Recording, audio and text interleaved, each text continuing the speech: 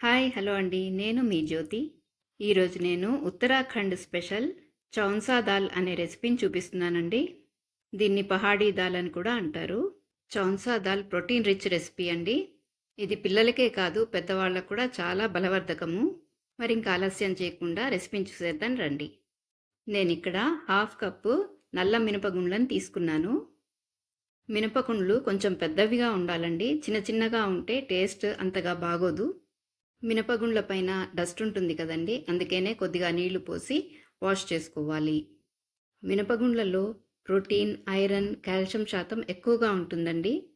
ఎముకలకి కూడా చాలా బలము.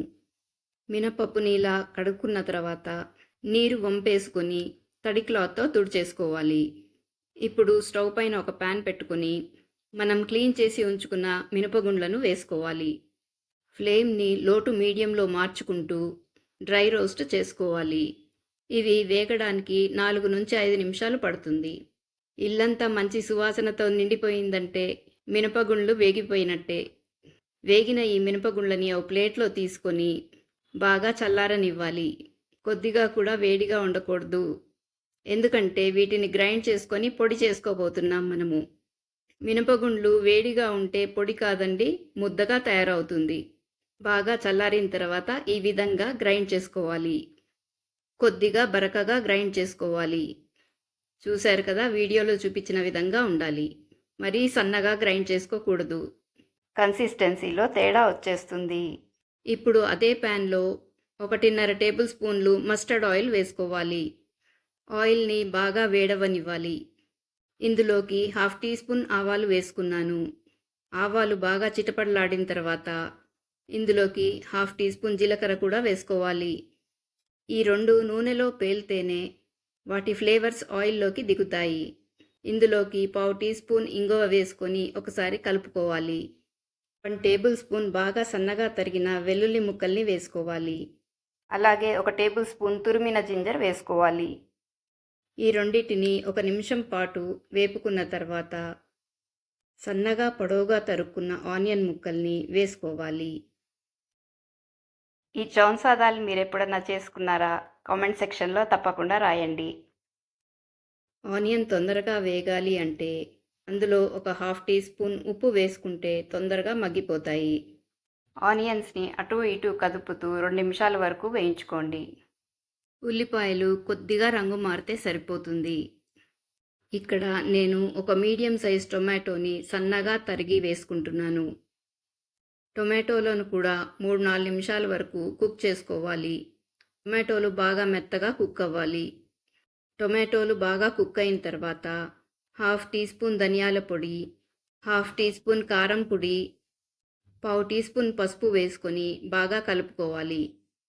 లో ఫ్లేమ్లో వీటన్నిటిని 1-2 నిమిషాలు వేయించుకోవాలి. ఇందులో నేను 1 టేబుల్ స్పూన్ గోధుమ పిండిని వేసుకుంటున్నాను.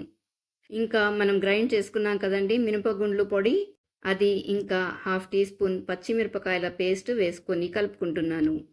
గోధుమ పిండిని ఈ మినప్పిండిని 2-3 నిమిషాలు లో ఫ్లేమ్లో బాగా వేయించుకోవాలి. ఖచ్చితంగా లో ఫ్లేమ్లోనే వేపుకోవాలండి, లేకపోతే మాడిపోతుంది. మంచి సువాసన వచ్చేంత వరకు వేపుకోవాలి. ఇందులోకి నేను 5 కప్పుల వాటర్ వేసుకుంటున్నాను. నీళ్లు పోసుకున్న తర్వాత ఉండలు లేకుండా బాగా కలుపుకోవాలి. ఈ వీడియో కనుక నచ్చినట్టయితే తప్పకుండా ఒక లైక్ చేయండి. ఈ స్టేజ్లో 1 టీ స్పూన్ ఉప్పు వేసుకుంటున్నాను. మీ రుచికి సరిపడా ఉప్పు మీరు వేసుకోండి. ఈ మిశ్రమాన్ని బాగా బాయిల్ అవ్వనివ్వాలి. ఎంత బాయిల్ అయితే అంత రుచి వస్తుంది, అంత తొందరగా డైజెస్ట్ కూడా అవుతుంది. ఇది బాయిల్ అవ్వడానికి 20 నుంచి 25 నిమిషాలు పడుతుంది. వీడియోలో చూపించిన విధంగా థిక్గా అయ్యేంత వరకు బాయిల్ చేసుకోవాలి. ఇది బాగా ఉడికింది అనుకున్నప్పుడు కొద్దిగా కొత్తిమీర కట్ చేసుకొని వేసుకోవాలి. చౌన్సా దాల్ రెడీ అయిపోయిందండి. ఇంకా సర్వింగ్ బౌల్లోకి తీసేసుకుందాం. చూశారు కదా, ఈ కన్సిస్టెన్సీలో ఉండాలి. చౌన్సా దాల్ రైస్ తోటి, చపాతీ తోటి, ఫుల్కా తోటి దేంతో అయినా టేస్టీగా ఉంటుందండి.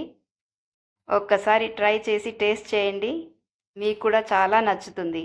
నేనైతే ప్లేట్లో సర్వ్ చేసేసుకున్నానండి.